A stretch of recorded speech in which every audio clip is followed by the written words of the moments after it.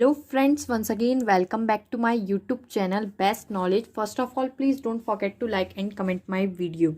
So आज आप लोगों के लिए लेकर आई हूँ मैं बीएससी सेकंड सेमेस्टर में केमिस्ट्री में चैप्टर 4 जो हमारा गोइंग ऑन है और ये इसका लेक्चर 3 है। इसके 2 लेक्चर्स हो चुके हैं। अगर आपको इसके प्रीवियस के लेक्चर्स देखने हैं तो मैंने डिस्क्रिप्शन में उसके लिंक डाल दिए हैं, आप वहाँ से जाकर मेरे सारे लेक्चर्स देख सकते हैं प्रीवियस के। तो ये चैप्टर 4 के केमिस्ट्री का लेक्चर नंबर 3 है जिसमें हम टॉपिक पढ़ रहे हैं silicones. Silicones is the most important topic.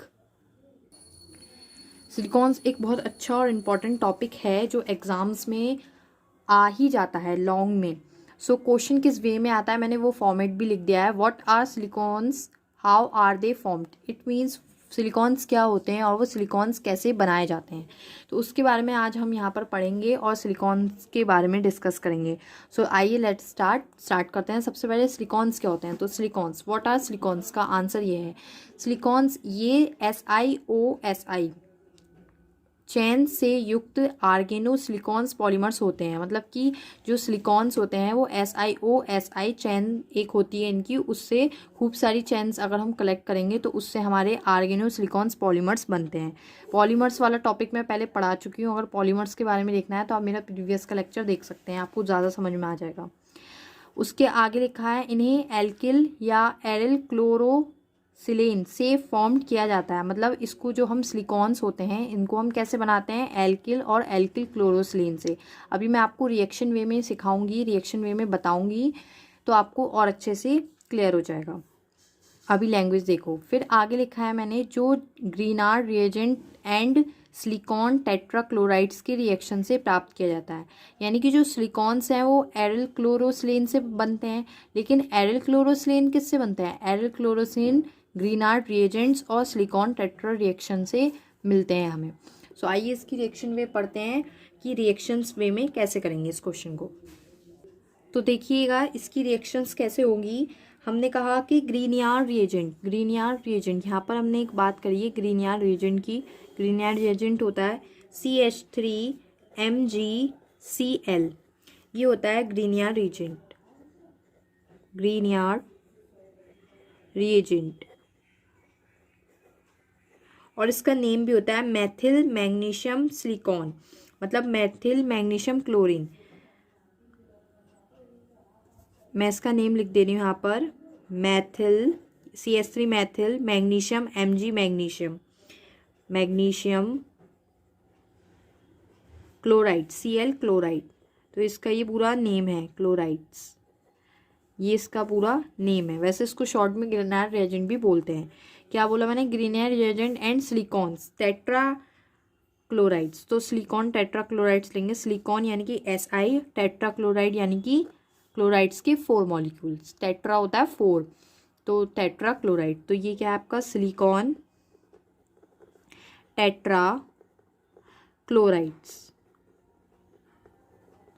ठीक है। इसका नेम ये हो गया। नेम भी पता होनी चाहिए कि क्या क्या होते हैं। तो ग्रीनियर रिएजेंट और सिलिकॉन टेट्रा क्लोराइड्स की रिएक्शन से हमें क्या मिलेगा, एरिल क्लोरोसिलेन मिलेगा हमें, एरिल क्लोरोसिलेन। तो देखिएगा जब मैं इन दोनों को ऐड करूँगी, इन दोनों की रिएक्शन कराऊंगी तो क्या होगा, देखिए CH3 इसके पास MgCl है और इसके पास SiCl है, तो ये Si इसके पास आकर जुड़ जाएगा तो ये हो जाएगा CH3 SiCl3। यहाँ पर एक था, 2 मॉलिक्यूल्स और आकर जुड़ गए Cl के, क्लोरीन के, तो यहाँ पर हो गया Cl3, CH3 SiCl3 प्लस बचा हुआ क्या बचेगा, Mg बचा है और Cl2, MgCl2। तो ये रिएक्शन होगा इसकी CH3 SiCl3 प्लस MgCl2। तो ये जो हमारा बना इसे ही हम कहेंगे मेथिल ट्राइक्लोरोसिलेन। इसे हम बोलेंगे मेथिल ट्राइक्लोरोसिलेन, जो कि हमें चाहिए था, हमें ये चाहिए था। देखिए एरिल क्लोरोसिलेन, तो ये एरिल क्लोरोसिलेन ही होते हैं, मेथिल ट्राइक्लोरोसिलेन। तो ये रिएक्शन आई थिंक आपके क्लियर हो गई होगी कि कैसे हमने ग्रीनियर रिएजेंट और सिलिकॉन टेट्राक्लोराइड से एरिल क्लोरोसिलेन बनाया, ठीक है। तो सिलिकॉन्स की अगर हम बात करें तो सिलिकॉन्स जो हैं वो 3 तरह से हम हो सकते हैं सिलिकॉन्स। सिलिकॉन्स का जो स्ट्रक्चर है वो 3 तरह से हो सकता है, linear silicones, cyclic silicones and cross linked silicones. Silicones का जो स्ट्रक्चर है उसको बनाने का जो तरीका है वो 3 तरह से हो सकता है, लाइनर, साइक्लिक और क्रॉस लिंकेज। उसके स्ट्रक्चर के बारे में मैं आपको अब बताऊंगी सिलिकॉन्स के स्ट्रक्चर्स के बारे में। तो जैसा कि सिलिकॉन्स में फर्स्ट टॉपिक है लाइनर सिलिकॉन्स, तो मैं इसके बारे में डिस्कस करती हूँ, liner silicones. So liner silicones method of preparation of liner silicones के बारे में हम यहाँ पर पढ़ेंगे। तो लाइनर सिलिकॉन्स का कैसे वो प्रिपेयर होते हैं हम यहाँ पर उसके बारे में पढ़ेंगे। तो मैंने यहाँ पर लैंग्वेज लिखी है कि क्लोराइड्स के हाइड्रोलिसिस से, यानी कि हमें कोई भी क्लोराइड्स लेना है उसका जब हम हाइड्रोलिसिस करेंगे, हाइड्रोलिसिस मतलब उसका हम जल अपघटन करेंगे, तो हाइड्रोलिसिस से सिलेनॉल प्राप्त होते हैं।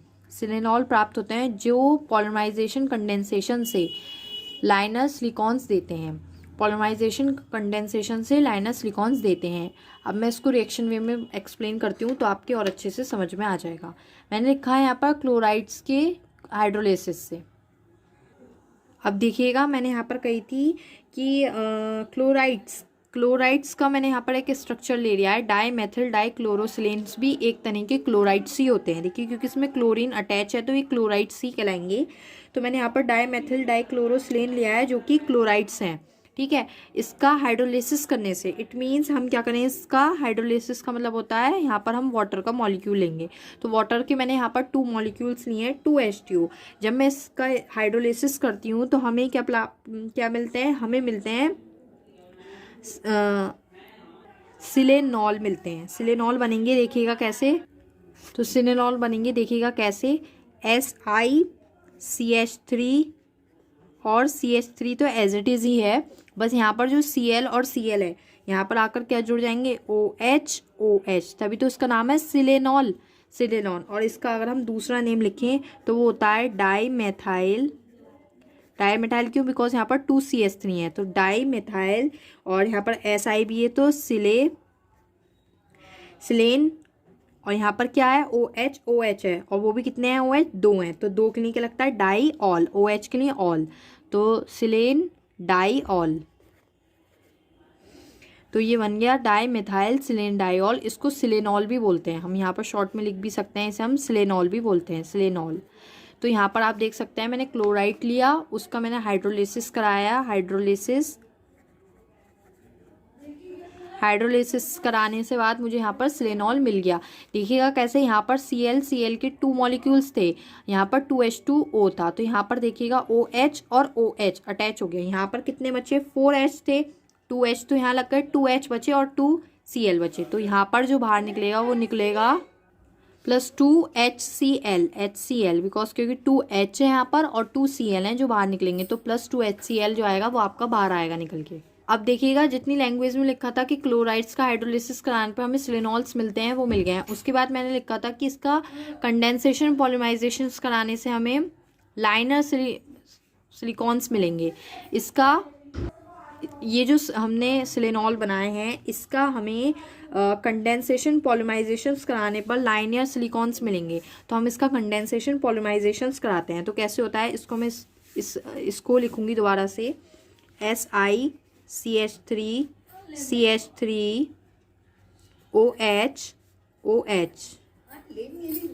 पॉलिमराइजेशंस का मीन्स क्या होता है, एक मॉलिक्यूल उसी का सेम प्लस दूसरा मॉलिक्यूल, तीसरा मॉलिक्यूल, चौथा मॉलिक्यूल, ऐसे हम जोड़कर खूब सारे मॉलिक्यूल्स बनाते हैं। तो यही वाला मॉलिक्यूल हम अगेन लेंगे, इसे ही कहते हैं कंडेंसेशन पॉलिमराइजेशंस।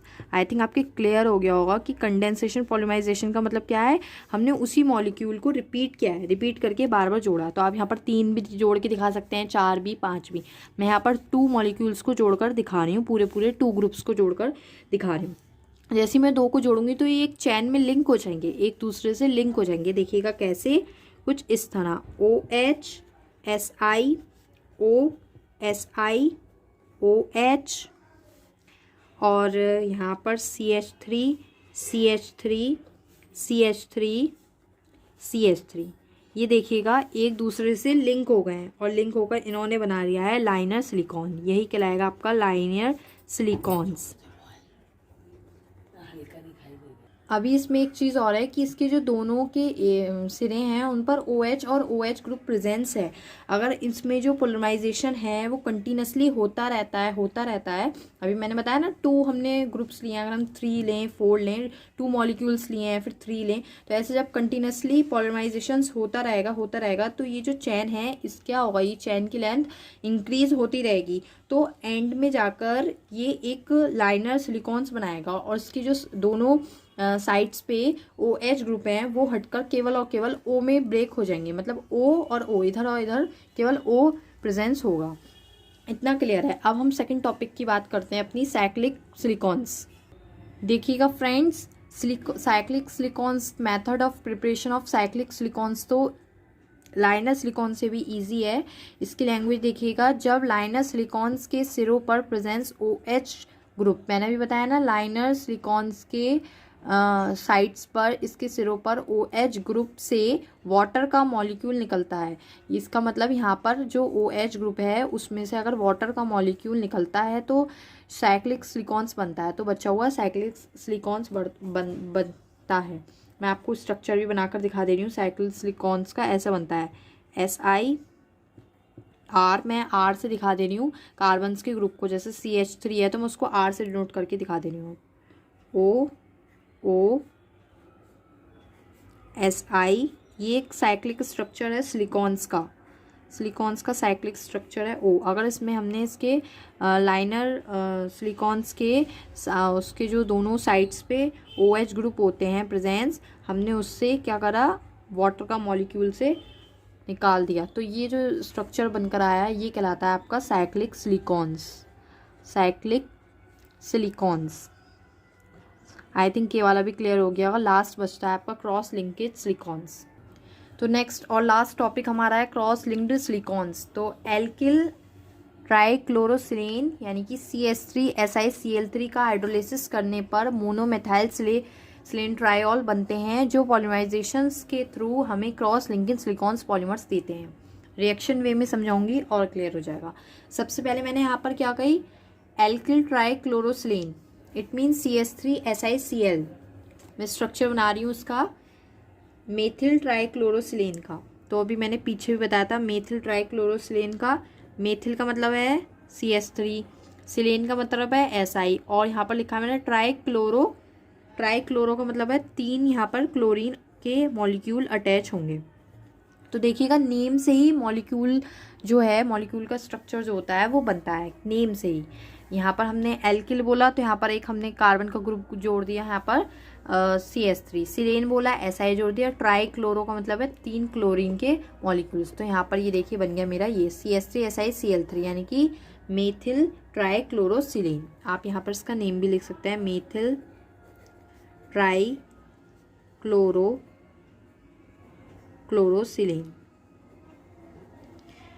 ट्राइक्लोरोसिलेन। इसकी हम क्या कराते हैं, हाइड्रोलिसिस करने पर, हाइड्रोलिसिस का मतलब क्या होता है, वाटर के मॉलिक्यूल से उसकी रिएक्शंस कर दो। वाटर के यहाँ पर मैं 3 मॉलिक्यूल्स लूँगी और उसका रिएक्शन कराऊंगी। जैसे ही मैंने इसका रिएक्शन कराऊंगी तो देखिएगा कैसे होगा, जैसे हमने अभी पीछे लाइनर सिलिकॉन्स में किया था सेम वैसे ही करेंगे। क्या होगा, OH के 3 ग्रुप यहाँ पर आकर अटैच हो जाएंगे।